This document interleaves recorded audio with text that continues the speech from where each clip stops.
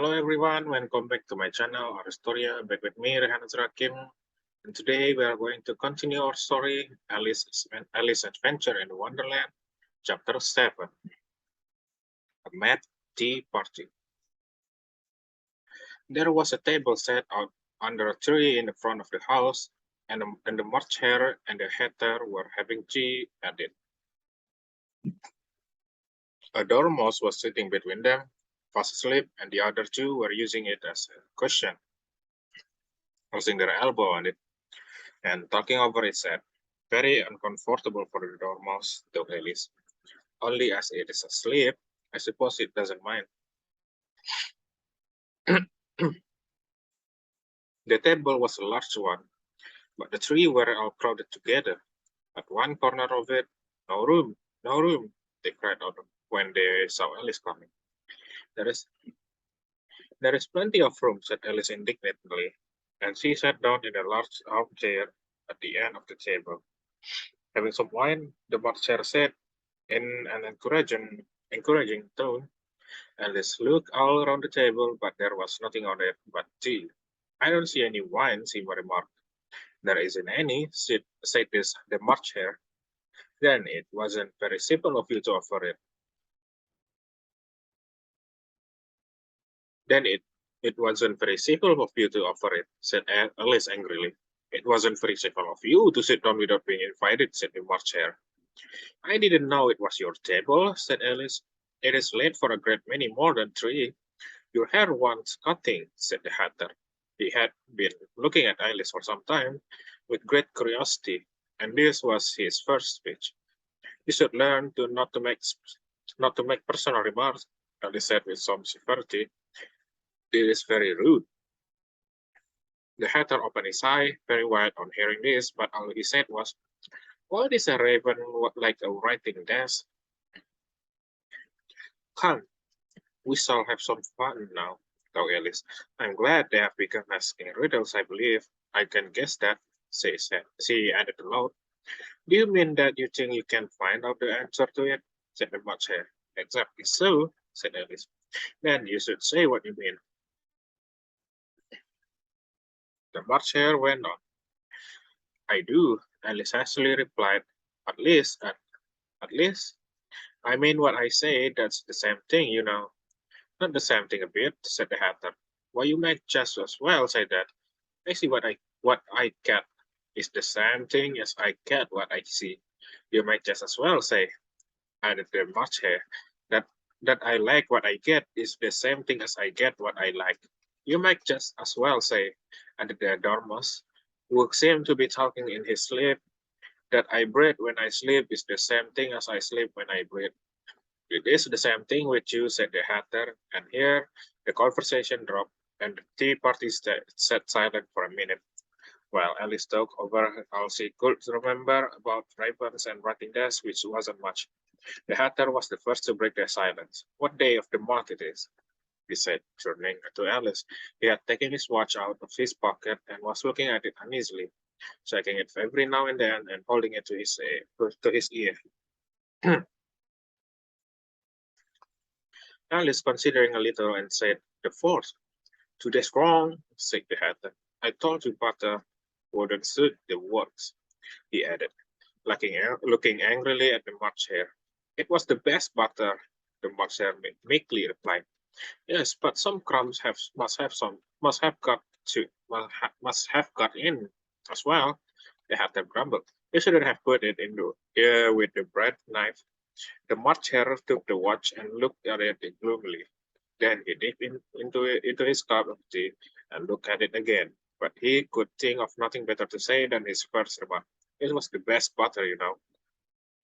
Alice had been looking over his shoulder with some curiosity. "What a funny watch," she remarked.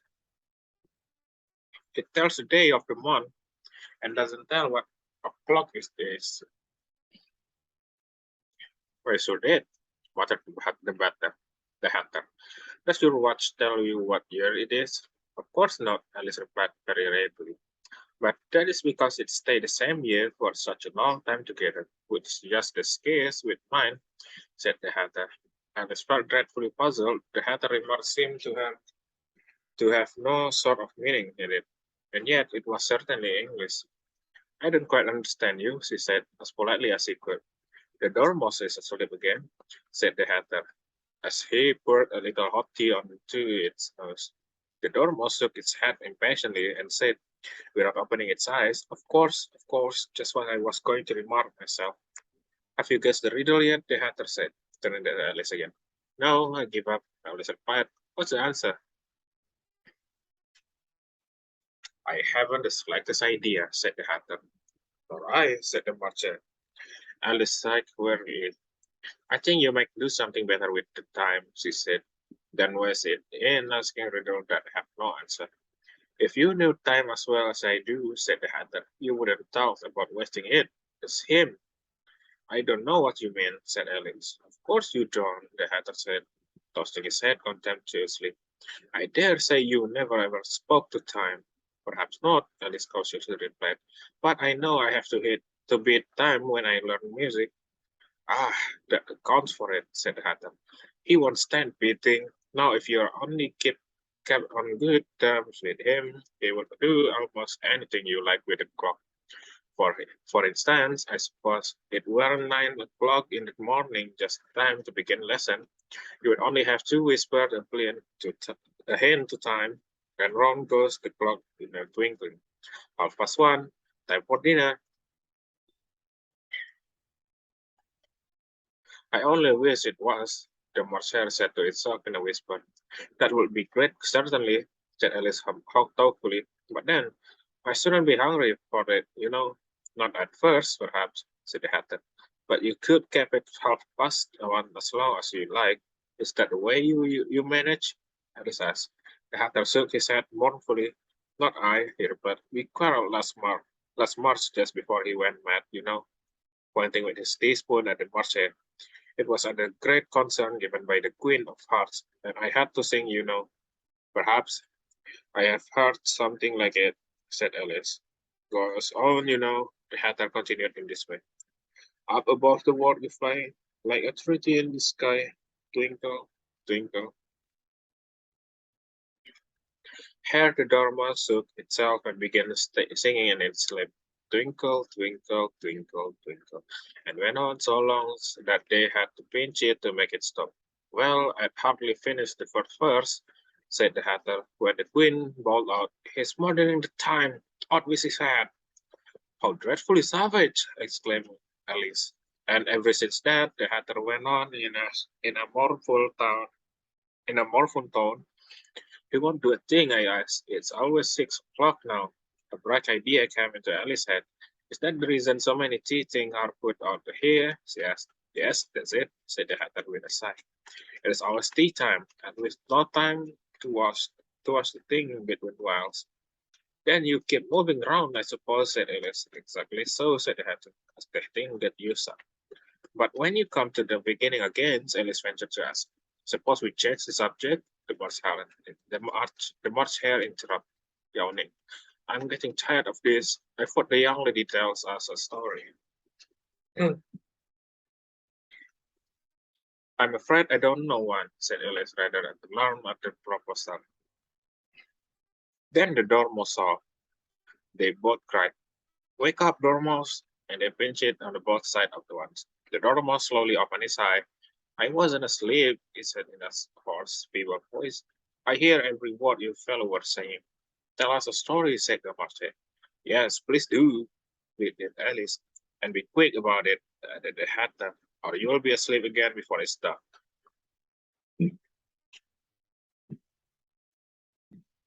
Once upon a time, there were three little sisters. The dormouse began in a great hurry, and their names were Elzig, Lassie, and Tilly, and they lived at the bottom of a well. What did they live on? Said Alice, who always took a great interest in the question of eating and drinking. They live on a trestle, said the dormouse after thinking a minute or two. They couldn't have done that, you know, Alice gently remarked. They would have been ill. So they were, said the dormouse. Very ill, Alice said. Alice tried a little to fancy to herself what such an extraordinary way of living would be like. But it puzzled her too much, so she went on.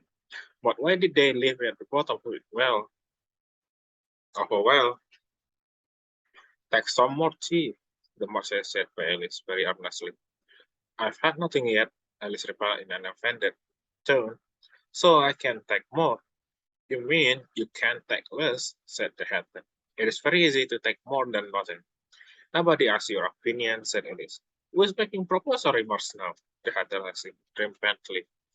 Alice did not quite know what to say to this, so she helped herself to some tea and bread and butter and then turned to the dormouse and repeated for a question. Why did they live at the bottom of the well? The dormouse again took a minute or two to think about it and then said, it was a treasure well. There is no such thing, Alice was beginning very angrily. But the hatter and the March hare went, shh, and the dormouse softly remarked, if you can't be civil, you'd better finish the story for yourself. No, please go on, Alice said very humbly. I won't interrupt again.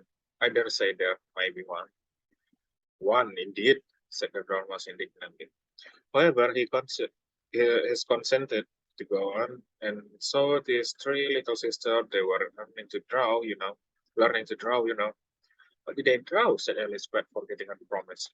Treacle, treacle, said the dormouse without considering at all this time. I want a clean cup, interrupted the hatter. Let's all move one place on. He moved on as he spoke, and the dormouse followed him. The marcher moved into the dormouse place, and Alice rather unwillingly took the place of the March hare. The hatter was the only one who got any advantage from the change, and Alice was a good deal worse off than before. As the March hare had just up, set the milk jug into his plate. Alice did not wish to offend the dormouse again, so she began very cautiously. But I don't understand. Where did they draw the treasure from? You can draw water out of a water well, said the hatter. So I should think you could draw treasure out of a treasure well. Eh, stupid. But they were in the well, Alice said to the dormouse, not choosing to notice this last remark. Of course they were, said the dormouse. Well, and the answer so confused poor Alice that she let the dormouse go on for some time without interrupting it. They were learning to draw. The dormouse went on and yawning and rubbing its eyes, for it was getting very sleepy. And they draw all manner of things, everything that begins with an M. Why with an M? Said Alice. Why not? Said the marcher. Alice was silent. The dormouse had closed its eyes by this time and was going off into a doze. But on being pinched by the hatter, it woke up again with a little shriek and went on. That begins with an M, so that's Mostrat, and the moon, and the memory, and more, and muchness. You say things are much of muchness. Did you ever see such a thing as a drawing of a muchness?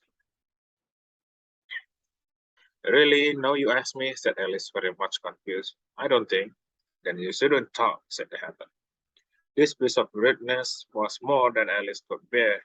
She got up in a great disgust and walked off. The dormouse fell asleep instantly, and neither of the either took the least notice of her going. So she looked back once or twice, half hoping that they would call after the last time she saw them. They were trying to put the dormouse into a teapot.